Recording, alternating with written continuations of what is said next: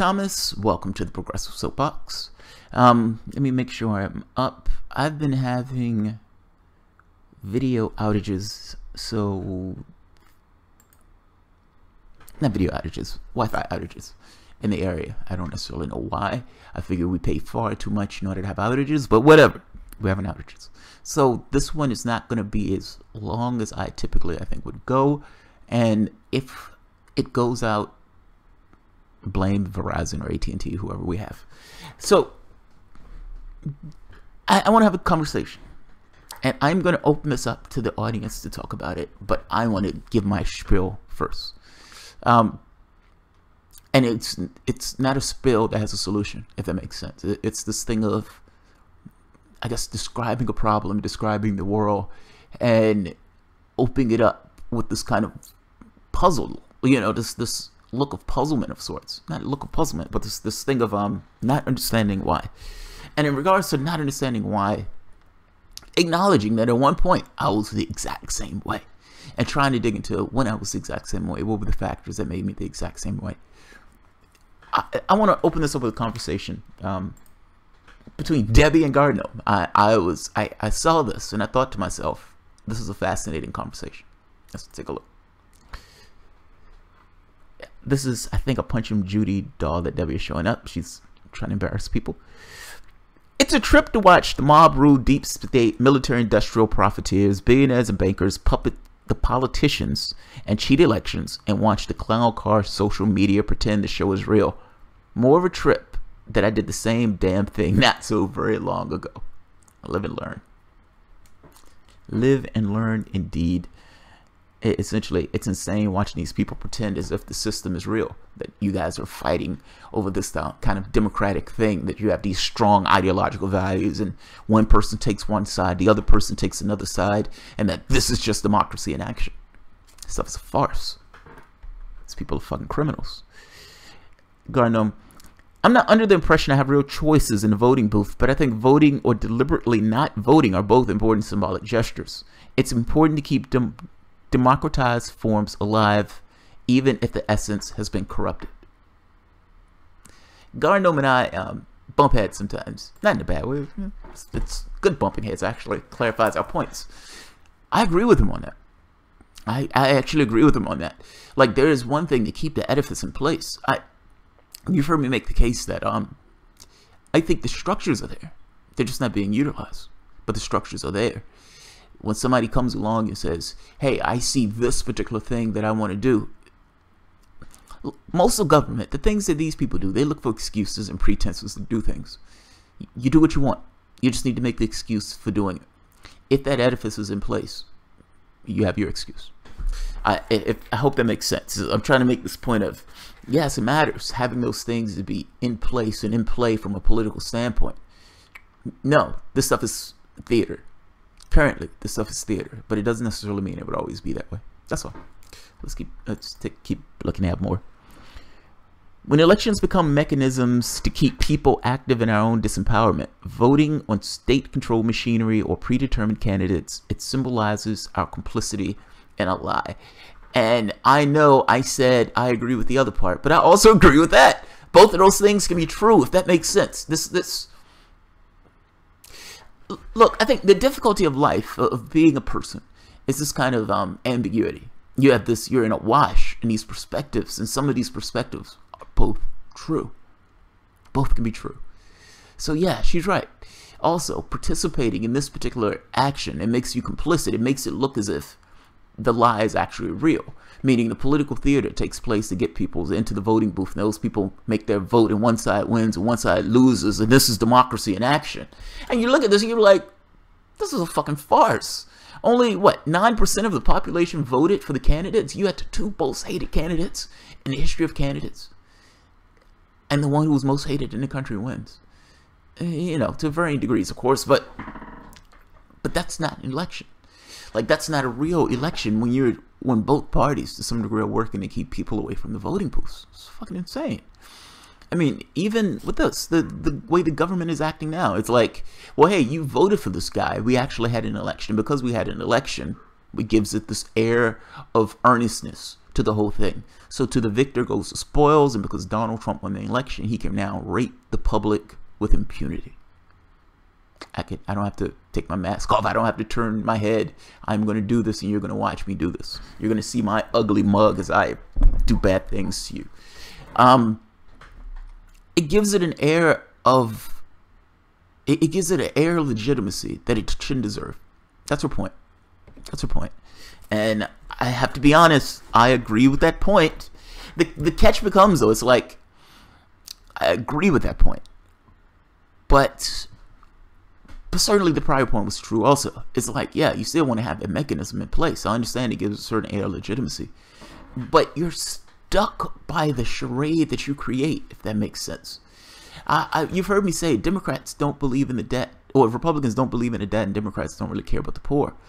These things are political things that they encase themselves around in order to gain political power and get the audience to accrue around a particular idea. But when both get in office, neither does anything really earnestly about the things that they say they care about. That being said, they are stuck with that, meaning the club that they're getting hit over the head with right now is, you say you represent X, and it doesn't seem like you represent X. The secret there is because they don't represent X any more than Republicans represent Y.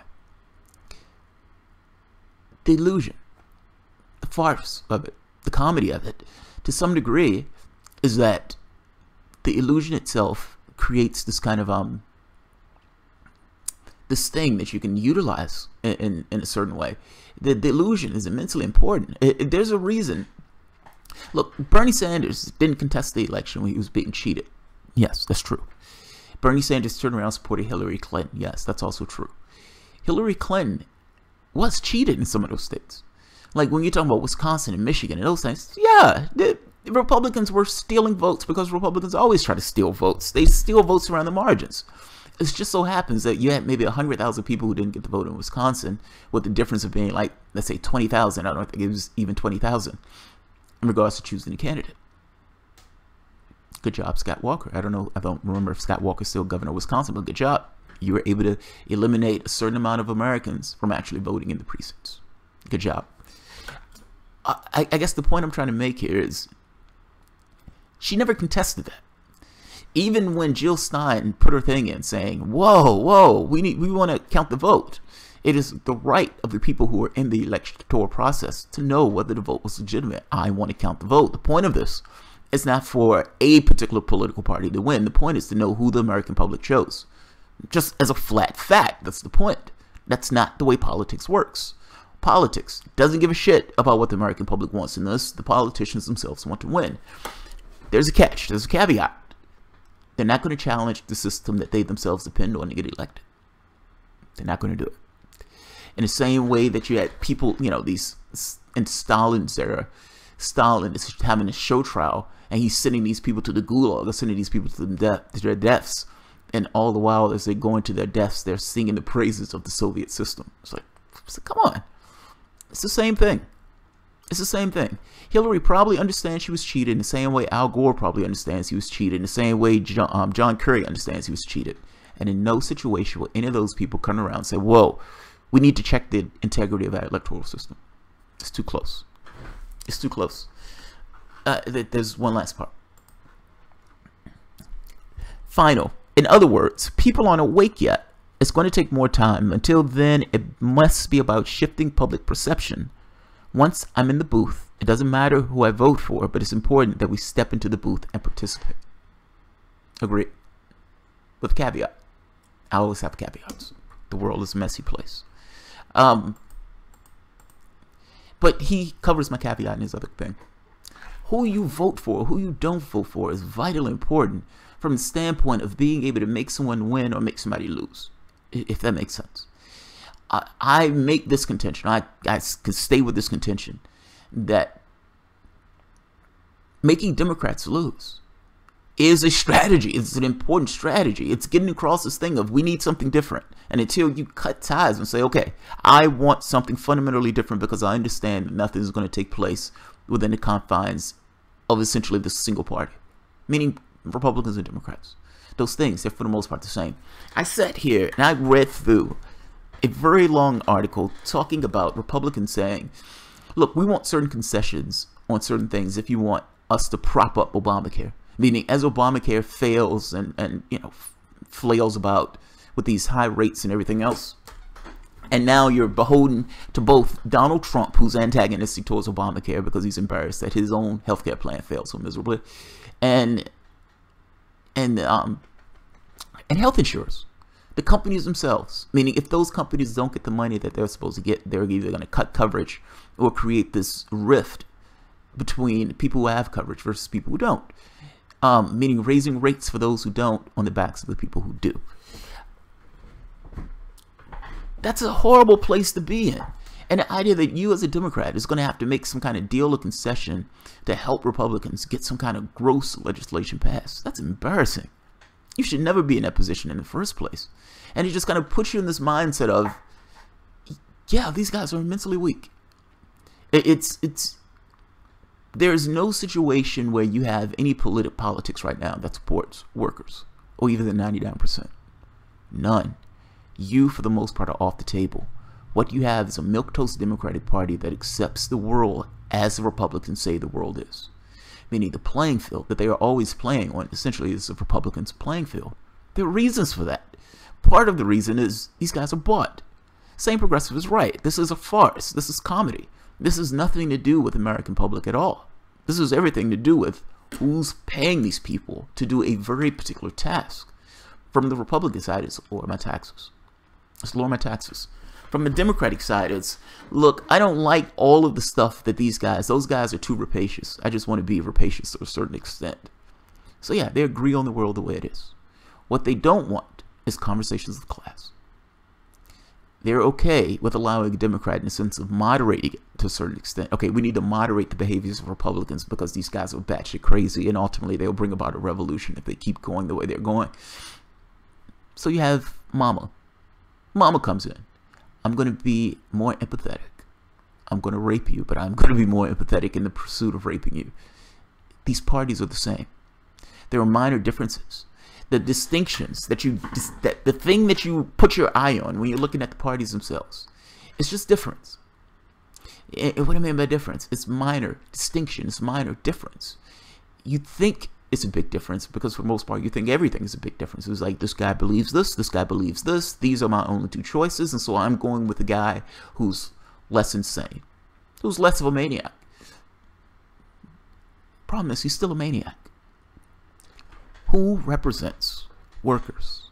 Who represents the 99%? And if we're having this conversation about who represents the 99%, understand that 99% is a hell of a lot more than 1%. And if 1% is governing your politics, meaning in the things that they do, being somewhat untouchable with regards to corruption in a way Hillary Clinton just skating in this way, if this is your politics, then you no longer have a democracy, you no longer have a representative government, in which case, again, same progressive is right. This is farce. This is theater. That being said, it doesn't mean that you completely abdicate yourself from the process. That's why I kind of disagree. The process needs to exist. That process, that perceptual edifice of government gives you something where you can fill that space at some point, and you have a tool in which to focus the public's will. You have dollars or pitchforks. Right now, you don't have pitchforks. And I think the angst here is, why don't you have pitchforks? What I'm getting at is, and I've chopped way too much wood, and I went way too much into this. I had something else to get to. Why don't the 99% wake up? Like, why would a public allow themselves to be in this kind of slave role in this way? What was the perspective of the serf during the kingdom? Like, let's say during British or during the reigns of kings and queens. What was the perspective of the serf? And did the serf think that their world was perfect and just? So not necessarily perfect, but did they think that their world was the way their world was and would always be that way? And did they think their world was fair? Did they think it was fair? Parliament at one point had a war against the king, and this was British history. And after beating the king, Parliament won. Parliament beat the king. It was hundreds of years of essentially eroding the power of the kings and queens to the point of Parliament having this kind of rival force. And even after beating the king and queen, Parliament still said a king is appointed by God and we have no just cause to take this king out of the situation. Think about that. A king is appointed by God. We must keep the king in place even after that king has just lost a war against us. That's their perspective of the world. The hegemonic view of that world was kings are appointed by God. What's the perspective of the slave? What is the perspective of the slave? Does the slave think his life is just? Or at the very least, does he think that this is just the way things are and this is the way reality was set? If you were raised as a child in that environment, would you believe that? What's the perspective of the white kid growing up in that society? Does that kid know any better? For that matter, what is the perspective of the society itself? Like, what is the perspective of somebody living in that society with a king and a queen? Not necessarily somebody who's on the up and up. I would imagine if you were a knight, you would prefer that world to stay the way that world was because that world was fucking awesome for you. I would imagine if you were white, if you were even if you were a slave owner, even if you were just somebody who was in that society itself, your white skin was your badge of honor to some degree. And even if you had no dime in your, not even a dime in your pocket, at the very least, I am not them. People conform to the society that they're in, and at some point they believe that that society, even if it's not necessarily just, they believe to some degree that that's the way it is. And it's very possible that people don't think about it. I don't think they think about it. I try to take this to now, where you have all of these people who for the most part are wage slaves. If you talk to this thing about kings and queens and slaves and everything else and serfs, they would not necessarily see the similarities between these people working the fields all day and them working their jobs all day. And they would consider it, this is just the way things are, this is just. And they would buy into the propaganda of free and proud and home of the brave and all this other stuff. The propaganda makes everything else just better. It's this thing of, it's like people telling you something that's not true so often and so frequently that you take it to be true and you live your life that way, even though your life is an exact opposite of the thing that they told you to believe.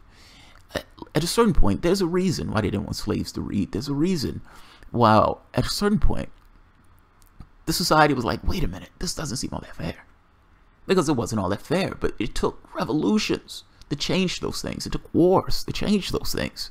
Those things were so ensconced into the way the public viewed themselves, meaning the edifice, the society itself, the people internalized how that society was arranged in such a way that they didn't know any better. They didn't know any difference. And even in cases where people said, wait a minute, this doesn't seem right, this seems a little bit off, this seems a bit unfair, this seems vulgar, this seems fucking insane, you still needed the mass of people to agree with you. And oftentimes, even if you might have had a large number of people to agree with you, that mass wasn't organized in a way that became somewhat of a focal point. It is weird to me. It is very weird to me that people look at the way it is and think that this is the way it has to be.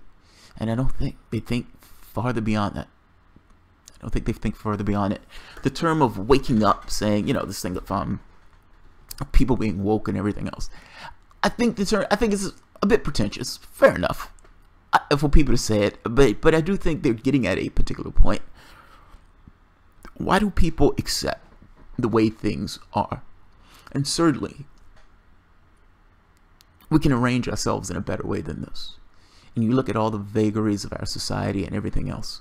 And again, there's so much propaganda. And they internalize this propaganda as being, this is just the way the world is. It's disadvantageous to them, but they accept it. Now, look, any state is going to hire this kind of thugs for liberty. People who would go out and kill and beat and imprison on behalf of the state. Those people are just bribed thugs. Fair enough. What about everybody else? Yes, you're going to have the bourgeois. You're going to have that 1%. Fair enough. Put them to the side. You're still talking about like 97% of the population, half of which are making a poverty wage. I just don't understand why. That's all. I don't understand this thing of you would think there would be more solidarity and people understanding in the same cause, that people would understand they're in the same sandbox. They don't understand they're in the same sandbox. They find all these divisions, be it race or creed or nationality or anything else, and they use these things as divisions to keep themselves in their own little enclave, grabbing and, you know, clutching for resources. Oh, this is mine. I'm not going to give this up. I'm not going to give this up. I prefer strife, corruption, greed, and everything else as opposed to actually giving this up. Here's the thing, though. If those people ever decide, you know what, we're more in common than not. If they ever decide, if the hegemonic view starts to buckle and people starts to become aware of, wait a minute, these people are really fucking us over. Let's say it's not over something on this kind of mass consciousness awake scale, but on the scale of a very specific issue that sets off a lightning rod that allows something to take place. You will need an edifice. You need an edifice. Cardinal was right. That edifice is not awake right now. The edifice is not necessarily being used. But at the point in which the public becomes aware and conscious, the public will want something to use in order to be a fist, to be a club, put it that way. That voting booth, that electoral process, that's a club. That's a club. Especially if you can get people around this idea of electoral transparency, which leads into other gains. But you can take this as this kind of military campaign of what's the first thing I need to do before I, you know, in order to take back power and this type of thing. I'd argue start at the elections. If the public itself gets to the point of saying, we want to make sure that our elections are clear. You already have the left and the right that completely distrust the electoral process. They distrust it for different reasons, but they still distrust it. That's my point. You fight one campaign at a time. That will be the first one that I would fight if it was me. That and corruption. I think those two things the public can get behind, or the country gets behind, even if they're not awake. At the very least, the last thing they want is their government to be riddled with corruption. They may know it on an unconscious level, brought to their attention. That's a little different. That's a little different. What it boils down to is, at some point, the public needs to wake the fuck up. I don't know when that is. I disagree with Marx that the public is just going to, in this unconscious way, rise up in this emancipatory moment and, you know, have at it.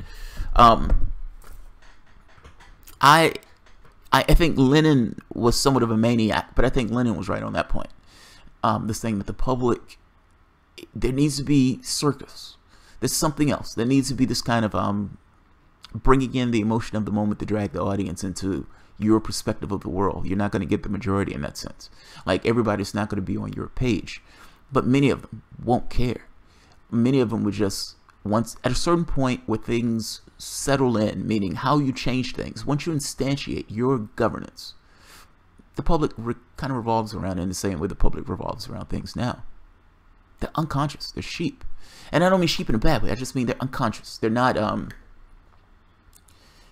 active players. They just want a decent life in order to provide for their kids and their family and live their lives. They don't want to deal with this other shit that's beyond themselves. So I don't necessarily blame them for that.